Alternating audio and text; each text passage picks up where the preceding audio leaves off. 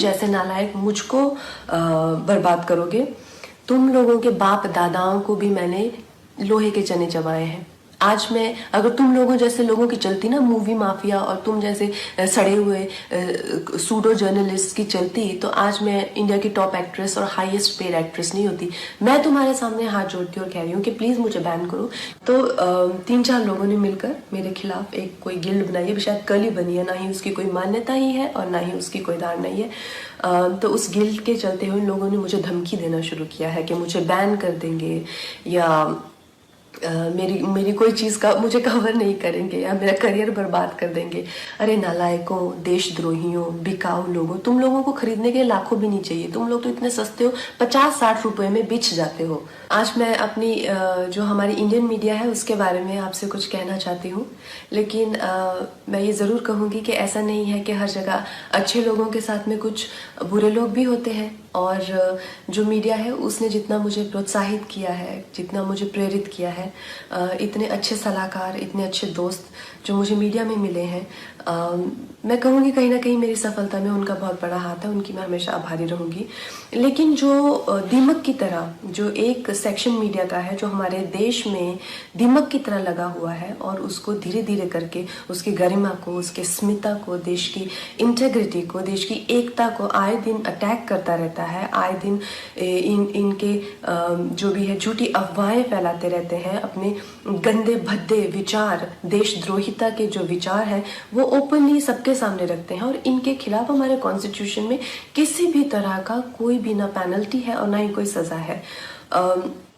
आप तो इस चीज़ से मुझे बहुत ही ज़्यादा ठेस लगी, और मैंने अपने आप में ही ये डिसाइड कर लिया कि ये जो दोगली मीडिया है, ये जो बिकाऊ मीडिया है, जो खुद को लिबरल कहती है, सेक्युलर कहती है, और कुछ नहीं है, 10वीं फेल भी नहीं है ये लोग सूडो लिबरल है, और ये लोग बिल्कुल भी सेक्युलर नहीं है। अगर ये सेक्युलर होते तो हमेशा धार्मिक चीज़ों को लेके देश की एकता पर हमेशा प्रहार नहीं करते।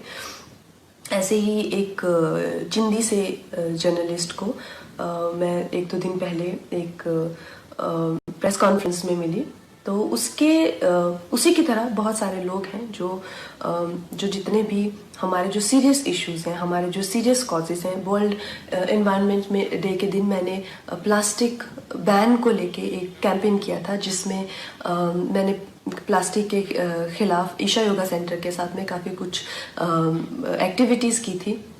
इस जर्नलिस्ट को मैंने उसकी खिल्ली उड़ाते हुए देखा।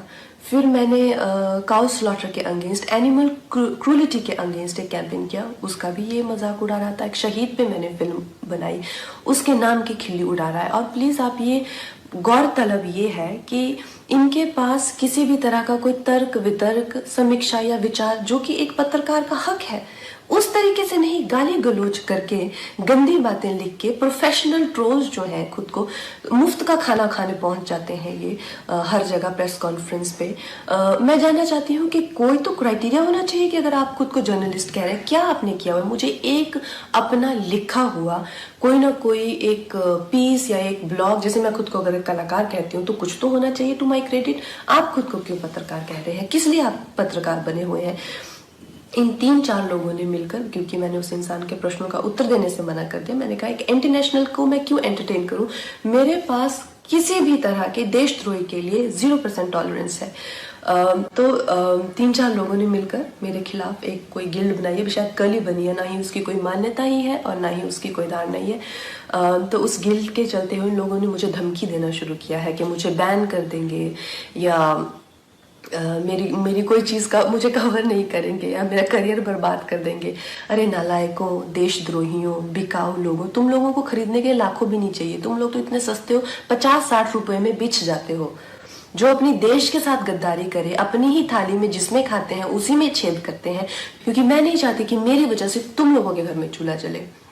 और इससे ज़्यादा बड़ा एहसान आप मुझ पर नहीं कर सकते कि आप मुझे बैन कीजिए। और जो भी मेरे भाई बहन इस देश के जो युवक युवतियाँ हैं जिन्होंने इन लोगों का बहिष्कार किया है, और जब मणिकर्णिका फिल्म भी आई थी और मूवी माफिया उसके अगेंस्ट पूरी गैंग अप हो गई थी, तो इन बच्चों ने इतने अच्छे तरह से हर दिन we stand with Manikarnika trend किया, उस फिल्म को बहुत सफल बनाया। फिल्म ने 150 करोड़ से ज़्यादा का बिजनेस किया, और इस चीज़ से मुझे इतना गर्व है अपने देशवासियों पर। आप लोगों के लिए जो हो पाएगा उससे भी ज्यादा करके दिखाएंगे। बहुत